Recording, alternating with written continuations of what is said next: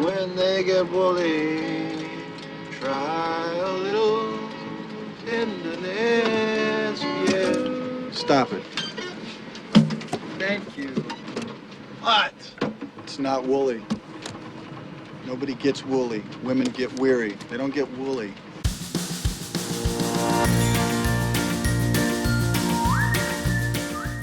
Hi there, and welcome to Baseball by Design. I am SportsLogos.net minor league baseball correspondent Paul Caputo, broadcasting live, as always, from the Sunday Helmet Hall of Fame in my basement in Fort Collins, Colorado.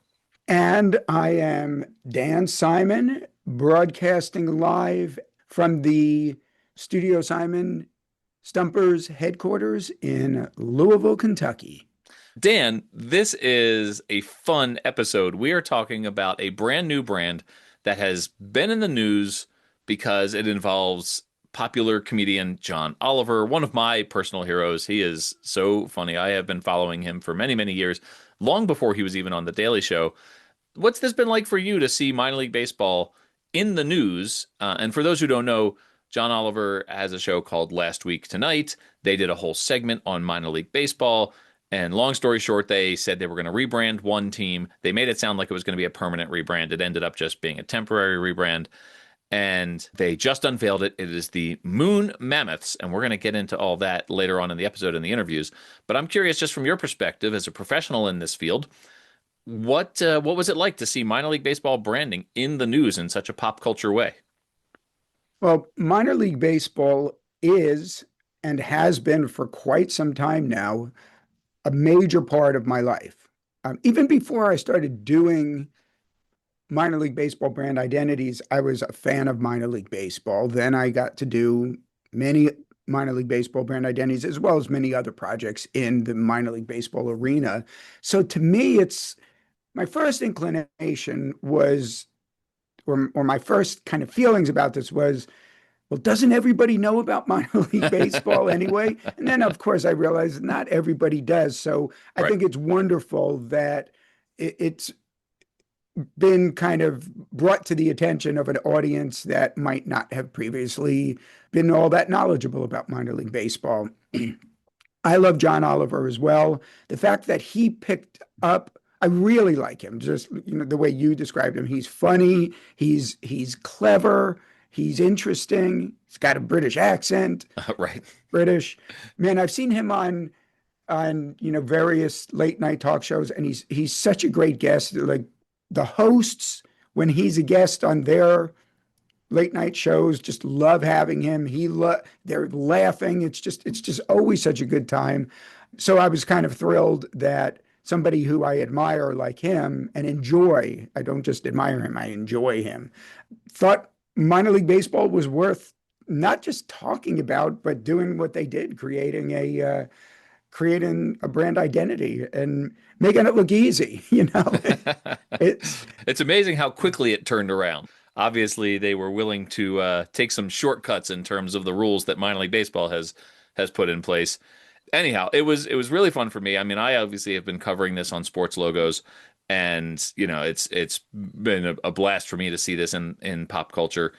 Later on in this episode, we're going to be talking with your friend Greg Coleman from the Erie SeaWolves, a client you have worked with many times for many years. And Dan, this is a fun one. We're going to be talking with George Moon, who is the scuba diver who found the woolly mammoth bone that led to the discovery of this skeleton that now exists in 80% completion in a museum in Pennsylvania. So those are the interviews we're going to be doing later on in this episode. And then you're going to be back, of course, with a Studio Simon Stumper. You had to come up with one in short order because this episode came together kind of quickly. I literally came up with it last night at your behest, and I'm here to make things happen for you. So I'll be back in a little bit with that stumper. Let's go talk to Greg and George.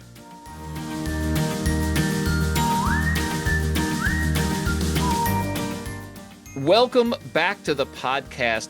President of the Erie SeaWolves, Greg Coleman. Greg, good morning. How are you doing? Doing wonderful. It's a wonderful day to be an Erie Moon Mammoth. You have had a lot going on. You have been on this podcast before. We featured the Erie SeaWolves back in November of 22, so it has been a little while. So what's up, Greg? What's new? Anything new since November of 2022?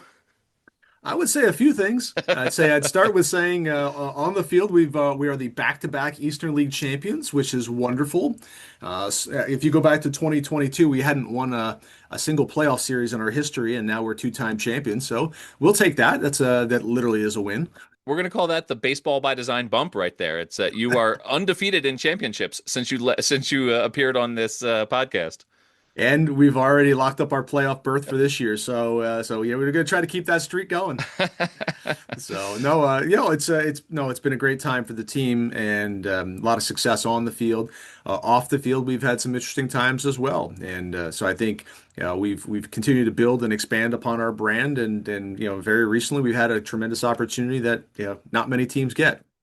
Well, I would say only one team had this opportunity. And just a brief recap of this situation. Last week tonight, the HBO show hosted by John Oliver did a feature on the fun silliness of minor league baseball. Then they made an offer to have minor league baseball teams apply to be rebranded by last week tonight, with the caveats that the teams would have no input. You basically applied, you had no input. And you, the SeaWolves, were one of 47 teams that applied for this. You were selected. I'm curious to know the moment that you heard you were selected. How did that go? How did you learn that the Erie SeaWolves would be rebranded by last week tonight? I think we were a little surprised, but at the same time, also not entirely surprised how it happened. We found out the same time as everyone else did. The show came on. And they run through and there's they deal with some pretty heavy subjects for a good chunk of that show, and then usually there's some levity towards the end of it. And so at the end of the show they unveiled and we found out live on air that we were the team. Matter of fact, I had a different situation. I was up that weekend in Toronto. I was the Tigers were up there. We were up there for the weekend, and I had come back. I was unpacking, so I wasn't even watching the show live because I was just, doing what people do when they come back from trips.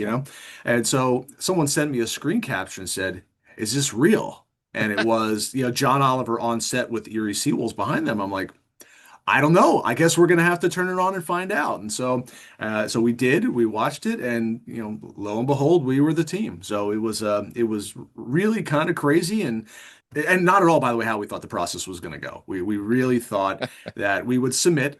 And we thought that at some point before it went live on air, we would have a conversation with anyone. But that did not happen. But I also think that when you talk about, live television and the show and the spirit of the show, I also don't know that it could have been more perfect either. So this brand, and we'll talk about the brand in a minute, but the brand, you all are going to take the field on July 19, which is just a couple of days after this episode drops. So if you're listening to this when it drops, we are just about to see the Moon Mammoths take the field in Erie, Pennsylvania. What has your communication been with the show and with John Oliver since all this happened? Have you had any communication with Oliver himself? I personally have not. My first interaction with John will be on the day of the event. My staff has communicated with him. They actually interviewed him in studio on the day of the unveil to ask some questions. And again, I'm in the dark a little bit on what the results of that interview resulted in. So I think our staff has enjoyed working with their staff tremendously. Yeah. They are detail oriented. They know what they're trying to do. They're trying to create great television. They think about details in a way that I think the average partner does not. They came out to our ballpark. They looked around UPMC Park to see, where the existing branding is. What can they change out? What would really have an impact on camera? And so we've had dozens of phone calls at this point with different folks on the Last Week Tonight staff, just to make sure that we are putting out a great product for the folks that are going to be coming out to the game and a great product for the people that are going to be watching it on television. I have so many questions that I've been meaning to ask, and so I'm so glad that you're here. One of the things that I think most folks sort of felt like they understood with this process that turned out not to be the case was this was presented like it was going to be a complete rebrand. That the Erie SeaWolves would be no more, and that whatever they came up with was going to be the new name of the team. Was that ever your understanding as you were entering into this process, or did you know that this would be an alternate rebrand that you would wear a few times?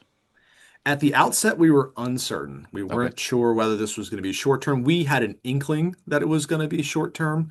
but we weren't 100% positive. We knew, at least based on what was said on air, that there was a contract to be signed. So we Hmm. certainly could go through the process. And if we didn't decide to move forward, well, we just don't sign the contract. Right. Now, what they'd say about us on air after we didn't sign a contract, that's another story. But I think I think we were open-minded. We thought it was going to be short term. Yeah.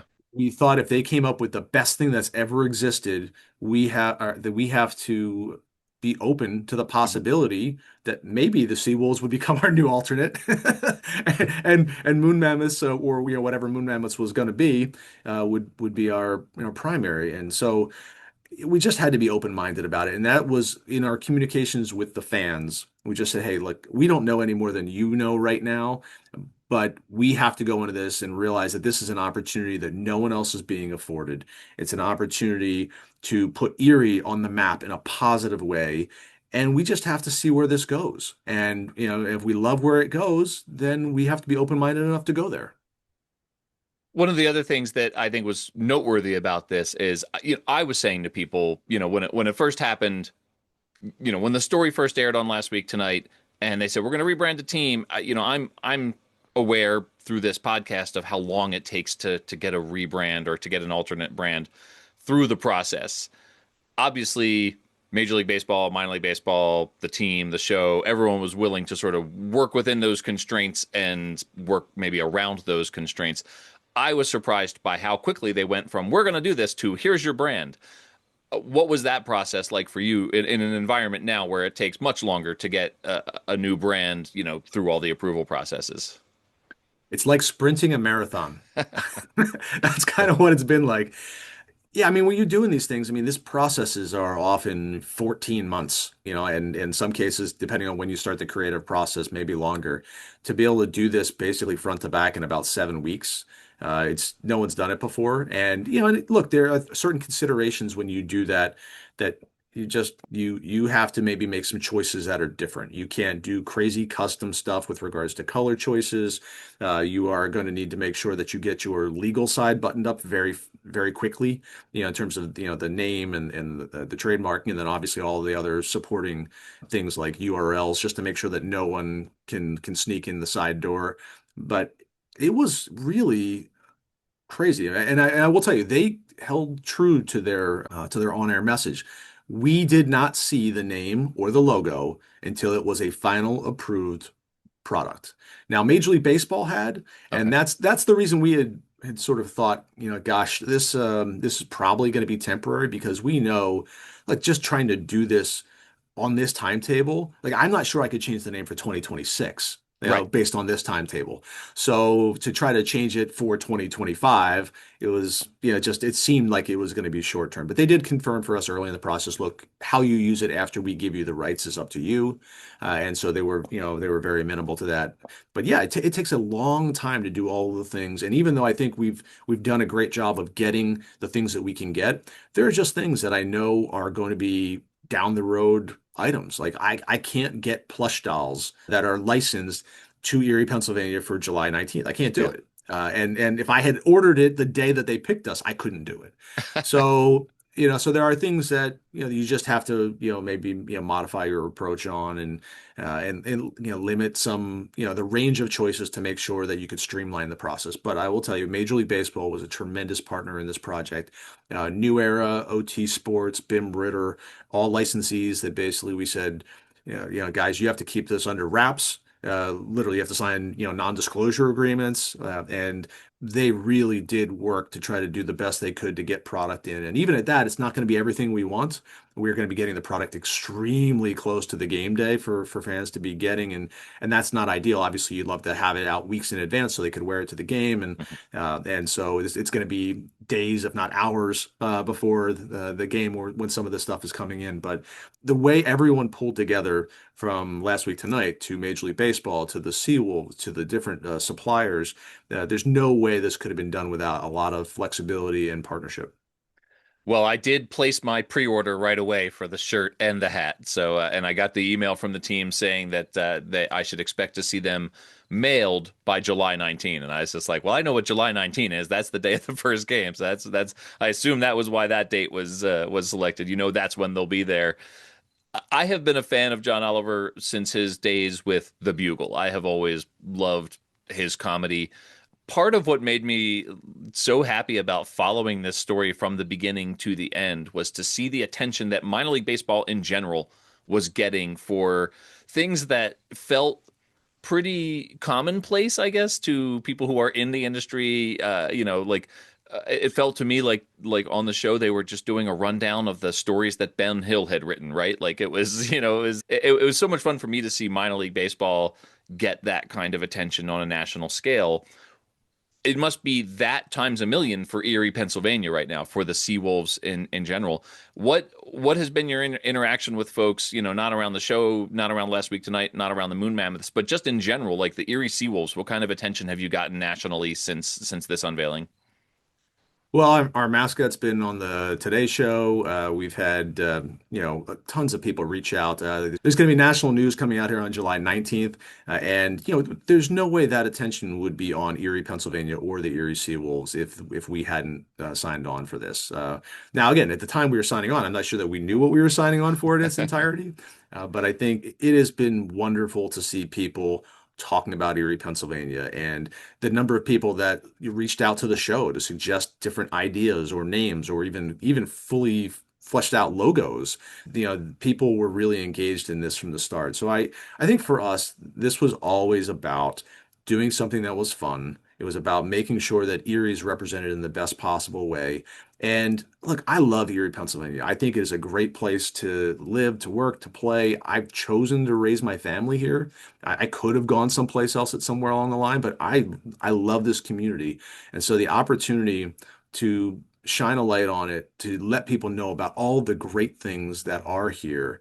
We are not the biggest community, but we have resources and amenities that are unmatched for a community of our size. And so if we can tell that story through these different interviews, through anything that's shown on air, then great. We hopefully are going to make the folks at Visit Erie, which is our local tourism board, very happy with us. By the way, local tourism board Visit Erie is run by a man named John Oliver. So that probably did not hurt our application process at all. I hope he'll be at the game as well on July 19. Yeah, he most certainly will be. So he was one of the first people to get his tickets. That's hilarious. Okay, so the brand itself. This was, you say you were in Toronto, you got a screen grab, so you weren't watching live.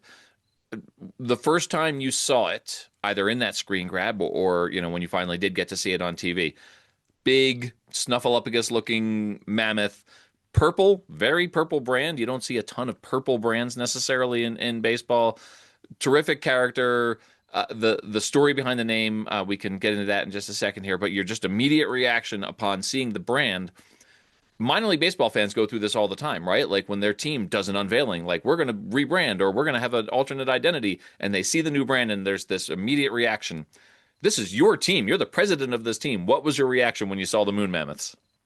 Well, I think it's always interesting because I think there are folks who will say, particularly when you're unveiling a name to a marketplace, you don't tell them what the name is. You show them what the logo is, because if you tell them what the name is, they're going to come up with their own ideas, and then when they actually see it, whether it's good or bad, it's going to be misaligned with what's inside their head. So of course, when they told me what it was, the first thing they did was tell me the name. So Of course. I didn't know what to expect. I was not familiar with the story, the background, which is important to dive into, literally As it because were. Yep. yeah, that it's based on mammoth remains, mammoth skeleton that was found in an Erie County lake by a gentleman named George Moon. It predated me living in Erie, Pennsylvania, so it wasn't a story I was very in tune with. It happened in 1991. I didn't move to Erie until 2011. There were people on my staff that were familiar with it once they heard about it, but it wasn't something that it's not part of everyday life. It was what I would classify as a deep cut. Right. So they told me the name, and I only had to wait about 10 seconds before I saw the logo. Yeah. And so when I saw it, my initial reaction was it's cute, it's accessible. Mm. My initial reaction a little bit was, okay, purple. It's very different than our existing brand, but also perfect because our naming rights partner, UPMC, for UPMC Park, their dominant color is purple. I'm like, Thank goodness they didn't do a color palette that's, with one of their competitors. Right. So there were a few things that were racing through my brain at the moment, but I think my initial thought was this has legs. Hmm. And that this is something I think between the quirkiness of the name, the uniqueness of the character, that I think it was going to be something that people were going to respond positively to. And then the next thought that went through my brain was, how are we going to keep this under wraps for the next however many weeks? Because people are going to be interested in this. Yeah, absolutely. The reaction that I have seen online has been nearly unanimously positive. I have seen very little like, oh, that's terrible, or minor league baseball is like the stuff that you might often see with a rebrand. I think the sort of public nature of the whole story was part of that. The only thought that I had was, especially with the caveats that the show put in place about, you're not going to have any feedback and you can't say no and you have to agree to whatever we do. I thought they might come up with something like as outrageous as possible. And this feels like a really well thought out alternate brand based on a local story that where we all got to learn something about Erie, Pennsylvania. And it was not as outrageous as I thought it was going to be. I thought it was actually more in keeping with, minor league baseball and what we're trying to do with alternate brands than I expected it to be. Was that your experience? Yeah, I think they hit a home run with, within the minor league baseball, universe we all live in. I think that they knew that they could have gone someplace very crazy and very even controversial. And from the outset, they just didn't want to go there. They wanted it to be local. They wanted it to be, relevant. They wanted it to be something that, that we were going to be proud about. That people were going to respond favorably to. And it's been really interesting because, we're talking about obviously the logo and the brand. We've given them various details about Erie, Pennsylvania, whether it's photos, video, the letter that I wrote to them that got us selected in the first place mentions certain things. There are things that they have sort of cherry picked to use. Uh-huh. And some of the things I thought that they might use because I thought, well, their audience might be more interested in that, they've actually veered away from because they thought maybe that might be a little controversial, maybe Hmm. borderline on political. And Right. so they've focused on the stuff that's been lighter and fluffier, I think intentionally, Yeah. because that's in the spirit of this segment that they're doing. And so, full disclosure, when I put in for us as a team, I didn't put in thinking that we were going to be outright selected. We have a great brand. Yeah. Our logos are fantastic. A friend of the program, Dan Simon, yeah, he is just tremendous to work with.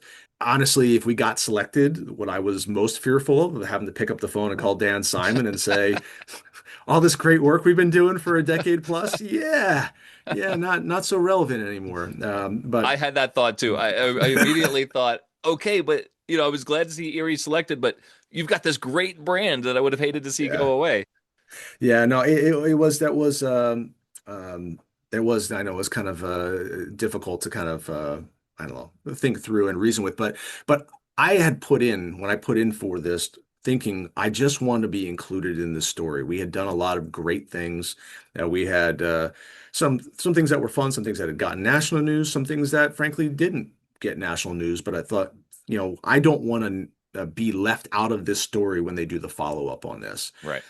So, and our team owner was on board with that. And so, I sent in what I thought was a pretty compelling letter, but not thinking we'd be chosen because frankly, our marks and our branding is pretty good. So then when we found out on air that, we were chosen, that was a little jarring because all I was trying to do was get a couple of things included in the story, and now our world's about to change. But Yeah. I'm glad we've done it. It's been a wonderful process. I'm sure at some point Dan Simon will forgive me. Um, I think he already but does. but it's been it's been a wild ride. But it was not the story we expected. It's taken some pretty interesting twists and turns along the way. In that letter, you said one of the reasons that you should be rebranded is, and this is one John Oliver highlighted pretty clearly. He said, "We're called the Erie SeaWolves, but we're nowhere near the sea." Do you regret saying anything now that you are still the Erie SeaWolves? Well, look, I mean, we've been living with that distinction for 30 years, I mean, here's the funny part. We've had some people that have piped up, social media, obviously everybody has an opinion and a voice, you know, and they've said things like you're right by Lake Erie. It's an inland sea. And to which I would say, I have lived here for 15 years. I've never heard anybody say I'm going down to the seaside. The Erie Right? Sea. I'm not I'm going out on the going out on the Sea Erie, no, or whatever. Like, no, that's not what it is. Okay, Right. yeah, so I get maybe there's a technical definition that, maybe, but the reality of it is we are a long way from an ocean, what people would typically consider the seven seas, if you will. And look, our brand, while our logos are great, there are a lot of things that are just a little bit wonky about it. We were a Pirates affiliate when we started. That is the foundation of our brand. And since then, we've been an Angels affiliate for 2 years. And then for, 20 years, we've been a Tigers affiliate. 20 plus years, we've been a Tigers affiliate. And so it doesn't make a ton of sense to kind of keep going with that, other than the fact that it has a lot of local equity. People love, they love the logos, they love the name. It's a part of their childhood. Yeah. They've grown up with it. And so to just, dismiss that, that's a tough thing to do because there is a lot of value people place in that. And while, if certain fans walked away from the team because of this change, certainly other fans would come to the team to kind of fill that void. But our goal in this is not to turn anybody off to the team. Our goal was to try to expand the universe a little bit, bring more people into the fold, bring some positive attention to Erie, Pennsylvania. I think right now this is where we are, and doing the theme night branding is the right fit for us today. And we'll see how this thing goes over the next year before we have to make a choice about 2027. But our we're going at it from the perspective of, let's just have a good time and shine a positive light on Erie, Pennsylvania. Well, my one of my big regrets is that I will be in Pennsylvania on July 19, but I will be on the complete opposite corner of the state. I will be just outside of Philadelphia. I mapped it about 6.5 hours from Erie, Pennsylvania. So not quite driving distance for that ball game on July 19. The brand is so much fun. It's, like you say, George Moon discovered the scapula of a mammoth in I want to say Lake Pleasant. That discovery ended up turning into a nearly complete mammoth skeleton that is on display at a museum nearby, not in Erie, but in Yeah, so the skeleton is in Harrisburg, and it has been, but it's actually not publicly displayed. oh, It's so, fragile. It's yeah. so brittle that, they felt that having it on display on a regular basis would actually, be not good for Oh, preserving it. So they basically had it on display for one day oh, in Harrisburg, and then it basically was stored away. And that's kind of part of the myth of this whole thing, right? yeah. Like, this guy finds this amazing discovery, and basically, the public gets to see it for this very, very small period of time, and then it goes away again, only to be brought back Yeah. by this show. And so it's really a remarkable story. And like I said, it's taken a lot of twists and turns. More parallels to Snuffleupagus here. So anyway, I do this all the time. Greg, I kept you longer than I meant to, but it's such a fun story and there's so many twists and turns. I'm going to be talking with George Moon next here on this episode. So George Moon is coming up next. In the meantime, Greg, where can people find Moon Mammoths gear, SeaWolves gear, and when can they come see the Moon Mammoths in action later on this season? Well, they can go to moonmammoths.com, or they can go to seawolves.com. Both of them will eventually get them to the right place. As far as the games, we're going to play 4 games this year. July 19th is the first one. That game is sold out. The secondary market is got some pretty outrageous ticket prices, but Oh if you boy. want to plunk down, hey, more power to you, I guess. The last 3 games, so August 19th will be the next one, and then the final weekend, September 12th and 13th. It's a really interesting one that weekend. That weekend is and was slated to be our Strikeout Cancer weekend. So we're actually going to do a modified Moon Mammoths jersey of that week, Oh, and hopefully raise a lot of money for Hammett Health Foundation, and helping families that are going through cancer treatments and things like that. So those are the dates. We encourage folks to get their tickets early, because we have seen already those other 3 dates have a good spike in ticket sales on dates that, frankly, those tickets wouldn't start really kind of moving for about another 3 to 4 weeks. So get your tickets early, and hopefully you come out here and cheer on the Moon Mammoths. the day after the announcement was made, there were still tickets available on the website. I checked it out because, like I said, I was going to be in Pennsylvania, and I thought, what if I bought a couple and then, probably could sell them on StubHub? And then I thought that's just bad karma. I'm not going to do that. So I did not try to game the system in that way. But I did look. There were still tickets the morning after. I was like, wow, that's crazy. They did go extremely quickly Yeah. once our box office opened. It was stunning. So, I was watching the overnight sales coming in and seeing, what did that look like.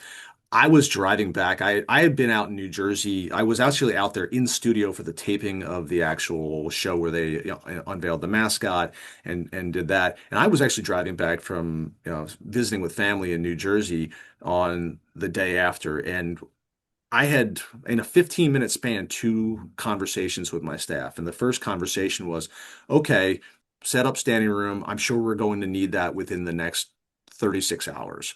Within 15 minutes, the call back to me was, Greg, we need standing room now.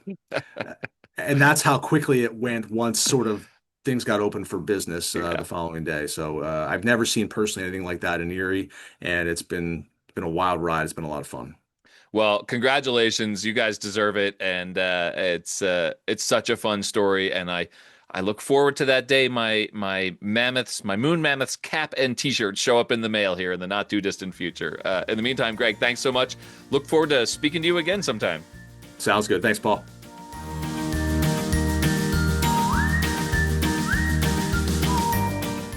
All right, everyone, welcome back. I am so thrilled to have on the phone Mr. George Moon, the scuba diver who more than 30 years ago made the discovery that led to the skeleton that became the Moon Mammoths. Mr. Moon, how are you doing?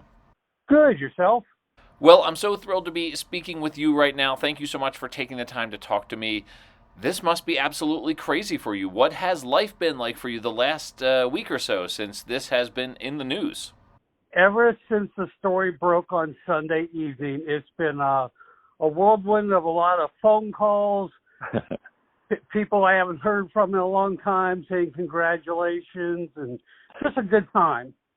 So I understand that you knew about the team name before basically anyone else did out there in the world, except for maybe the SeaWolves themselves. Did you interact with John Oliver and his team? How long have you had to keep all of this to yourself under wraps? I did not interact with John Oliver himself, one of his staff members, and I'm terrible with names. I'd have to look it up, but Okay. his name was D, but don't hold me to that. He contacted me and we talked about it, and I said, "Oh, that'd be great." And then I let a couple of friends know, and then the next day when he contacted me, "Oh, by the way, don't tell anybody." So I had to call those friends right away and say, "Don't tell anybody." It was just two people, but they were from out of town. Can you bring me back to that dive more than 30 years ago when you made the discovery of the mammoth bone? I believe it was a thigh bone that you discovered, and that would end up becoming the Moon Mammoths logo? It was the scapula, the shoulder bone that I found. Okay. I don't know why everybody keeps thinking it was a thigh bone, but anyways, it was the scapula, the shoulder bone. It was just a little bit of me time. I just finished a class, and most of my dives were involved back then.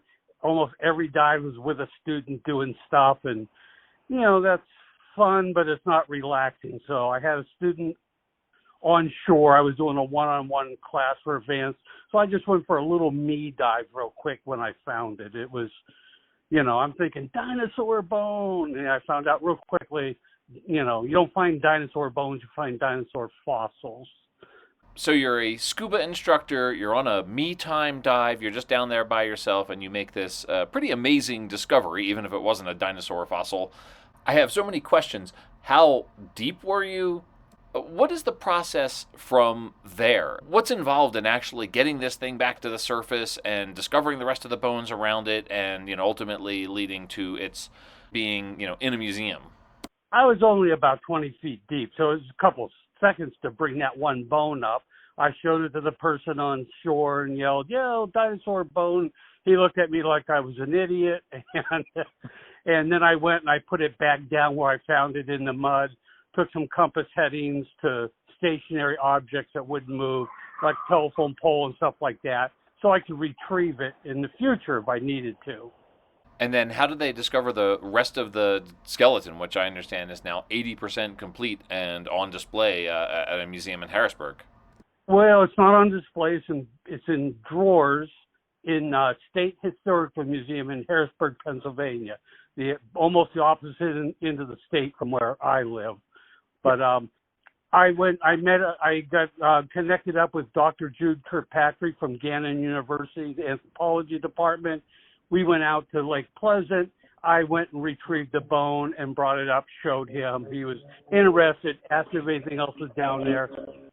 And I said, yeah, there's a bunch more bones buried in the mud. It's not on display, but is it actually reconstructed? Did they put the thing together? Can you actually see, behind the scenes, the assembled mammoth skeleton that you discovered? Yeah, it's not reconstructed. It will never be reconstructed. Oh, okay. That cost billions of dollars to do, and they already have one on display. So it was used for study because it was such a complete mammoth. But it took me and 4 other divers approximately over a month and a half period of diving during the week and bringing the bones up. How big a part of your life has this discovery been? Does everyone know who you are in Erie, or are people just coming out of the woodwork now, all these years later? A lot more people know who I am now. But when it was originally found, there was an article running in the local paper. I mean, that publicity didn't last very long. And outside the diving community, most people didn't know who I was. And then it resurfaced a few years back on a National Fossil Day when the Historical Museum in Harrisburg put it on display. I was down there for that. That lasted a few hours one day, maybe one article in the local paper, and not much since then until John Oliver show and all of this.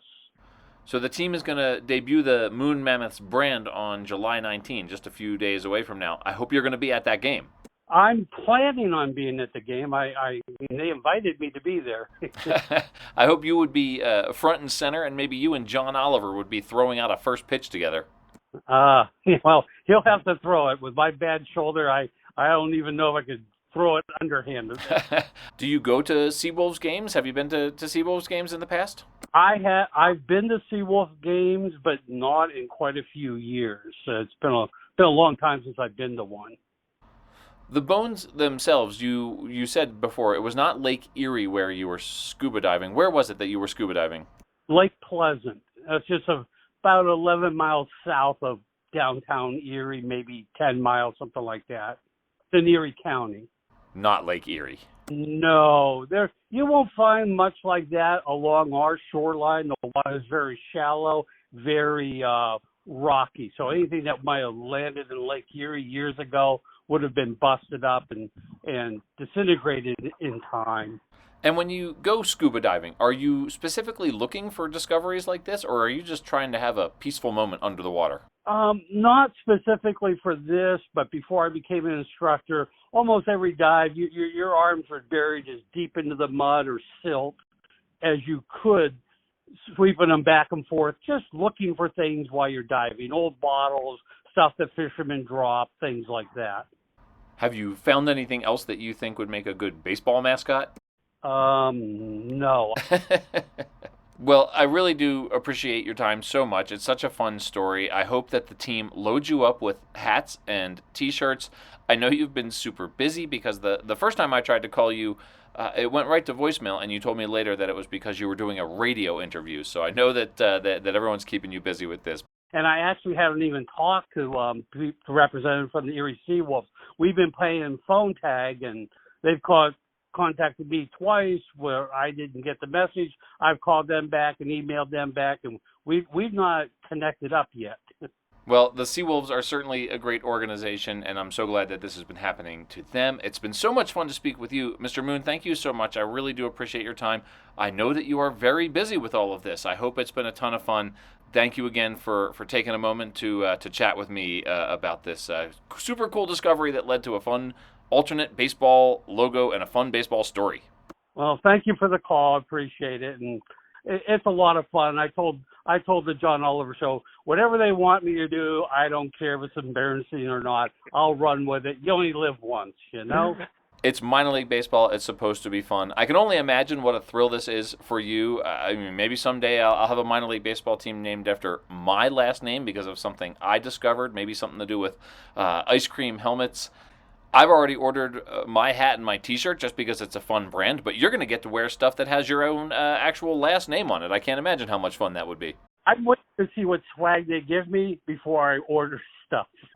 I think that's smart. If nothing else, the team should absolutely be loading you up with stuff for inspiring this nickname. So I hope they're listening and that they hear this before you're out there for the ball game. Better look up with one of the jerseys. I was down to their souvenir stand and already looked at one. They're really nice. But no matter whether they give me one or not, I'm going to have a jersey. I love it. I absolutely don't blame you. That I would absolutely do the same. Mr. Moon, thank you so much. This has been so much fun. I'm going to be 6.5 hours away on the Philadelphia side of Pennsylvania when this game takes place, so I won't be able to get out there for this one, but I do hope to get to a SeaWolves game, perhaps when they're playing as the Mammoths. If you do, look me up when you're in town. I love it. Mr. Moon, enjoy the game. I hope you get a huge round of applause when they introduce you. You absolutely deserve it. Thank you.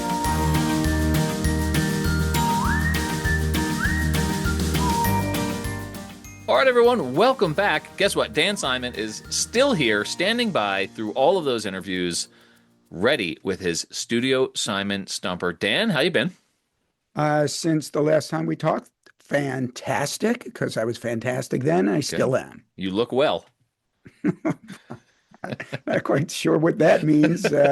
I know what it means, but it's like, do I look any different than I ever look? So, hey, let's talk the Erie Moon Mammoths. So they are not the only team recently to unveil a mammoth identity. You've got to be familiar with the other team, even though it's not a baseball team. At the time of this recording, Dan, I am 48 hours from Wheels Up for a drive to Salt Lake City for a wedding. So, and I'm going to check out the Salt Lake Bees new ballpark. So yes, I'm familiar with the new mammoth-based sports brand, the NHL team in Salt Lake City. Right. So that was, you know what, of the big four sports here in the United States, unfortunately for you hockey fans, hockey is not quite as popular as the other three sports, but it is a big four sport. I love hockey identities. I've been fortunate enough to do a couple, and I feel like what they did there in Utah, Salt Lake City specifically for that team, I thought it was really nice. I thought it came out really well. I love the idea I love mammoths. That's one of the coolest creatures in my estimation to ever walk the earth, right up there with the platypus and the red-headed woodpecker. So not only do I love mammoths, but other people in the world and in sports like them as well. So there are other mammoth identities out there. And our Studio Simon Stumper today asks, which of these professional sports does not currently have a team with a brand identity featuring a mammoth? So I'm not asking for the teams, just got to tell me which sport. Two of these do, one of these does not. Okay. Is it A, lacrosse, B, baseball, or C, football? Baseball, are we not counting the Moon Mammoths? Not counting the Moon Mammoths. Okay, not counting the Moon Mammoths. When the Moon Mammoths were announced, there was a lot of like, well, what about the hockey team in Salt Lake City? Even though it's obviously a totally different thing. So you'd think that if there were a baseball one, people would have said that would have come up out there in the socials, right? People would have been like, what about in baseball? I think lacrosse does. I can't think of one in football, but maybe there's like a team in Canada or like an arena league or something. But there are so many baseball teams. So I'm going to say lacrosse does for no particular reason. And I'm going to choose between football and baseball, which means it's probably lacrosse. I'm going to say, you know what, Dan? I'm going to go with baseball because I can't think of a mammoth-based brand in baseball? Final answer? Final answer, Dan. Okay, then let's get into this. Oh, Let's that get always into means I got it wrong. You did get it wrong. I did get it wrong. Um, Is it football? It's probably football. well, let's talk. Well, yes, it is football, Yeah. but let's talk about this. First of all, I'm surprised you didn't know off the top of your head about a lacrosse team because there's a professional national lacrosse league Hmm. and there's a team, the Colorado Mammoth, Yeah. and you're in Colorado. So even though you're not, I'm assuming, not really a big lacrosse fan, I would have figured you would have seen it somewhere because it's in your state, a big state. Yeah. It's probably like in my subconscious. Like when you said lacrosse, I was like, yeah, there's a lacrosse team. Colorado Mammoths sounds familiar to me, but if the question had been Colorado Mammoths play a sport, which one is it?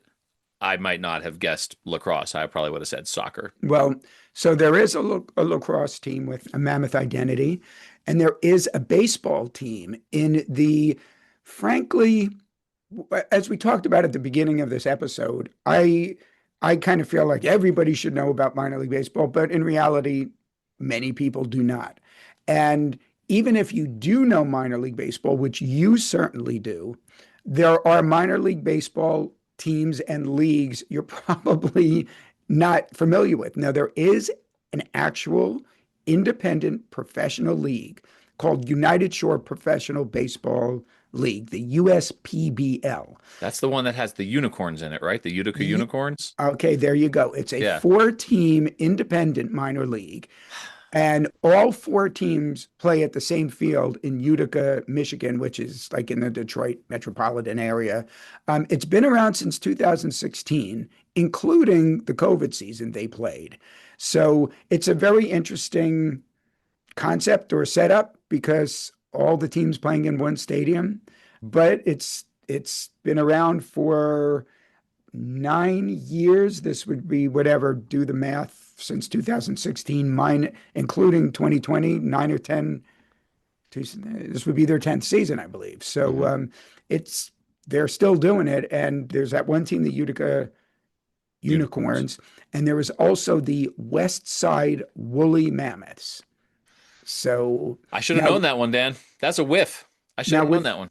with regard to football, well, maybe that's somebody to be featured on this podcast We got to get at them some on. point. Now that they've been mentioned, Yeah. now there was a professional football team, and speaking of leagues that many people don't know about, there was a league. I believe this league no longer exists. It was the FXFL, the Fall Experimental Football League.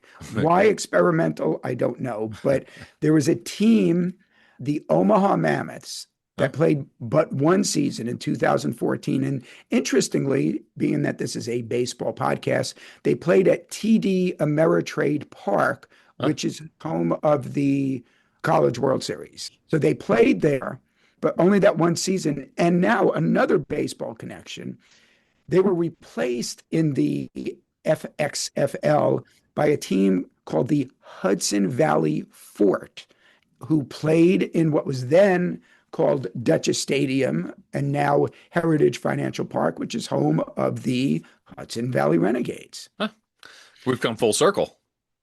We have, but now I'm going to talk about real quickly about one other thing. So, Okay. thinking about all these teams, not all, several teams called Mammoth or Mammoths, Yeah. and one called Woolly Mammoths. And I was thinking in minor league baseball, a better name would be just calling them the Woolies. Mm. And so when I was doing research for this to try to find what teams out there had a mammoth identity, I Googled Woolies sports just to see if somewhere that's out there. And I did find one. Millbury High School in Massachusetts, their sports teams are called the Woolies, but it's not a woolly mammoth. It's a nod to the city of Millbury's history of wool spinning mills, and their mascot is a sheep. So, Oh, I see. there you have it. Dan, This has been a lot of fun. This whole episode has been a lot of fun.